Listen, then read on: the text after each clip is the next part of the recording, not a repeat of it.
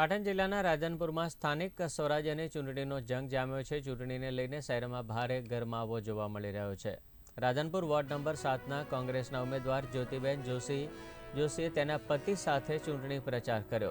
લોકોને મત આપવા માટે અપીલ કરી છે। જ્યોતિબેને સ્થાનિકોને કહ્યું, જે રીતે ગેનીબેનને સત્તાના માર્ગે લઈ ગયા તે જ રીતે મને પણ લઈ જાઓ। રોડ, રસ્તા, પાણી અને ગટર સહિતના પ્રશ્નો મુદ્દા ઉચ્ચ કક્ષાએ રજૂઆત કરવા માટે અને તાત્કાલિક નિરાકરણ લાવવાના પૂરા પ્રયત્નો કરાશે તેવો વિશ્વાસ પણ અપાવ્યો હતો। સાથે જ વિકાસથી વંચિત રહેલા આ વિસ્તારનો વિકાસ કરીશ તેવો આશાવાદ પણ તેમણે વ્યક્ત કર્યો હતો।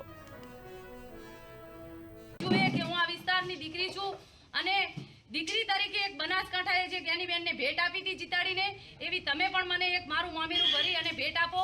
મારે કાંઈ રૂપિયા નથી જોતા, પણ તમે મને સત્તા ઉપર બેસાડો એટલે હું તમારા કામ કાયમી કરતી રહીશું અને કરીશ। આ વિસ્તાર કાયમી વિકાસથી વંચિત રહ્યો છે અને મારે આ વિસ્તારને નંદનવન બનાવવાનો છે, તો તમે મારા સારથી બનો અને મને સત્તા ઉપર બેસાડો, નગરપાલિકા સુધી લઈ જાઓ। પછી તમારે મારા ઘર સુધી રજૂઆત કરવાની રહેશે નહીં। હું તમારી રજૂઆત લઈ અને નગરપાલિકાથી જઈશ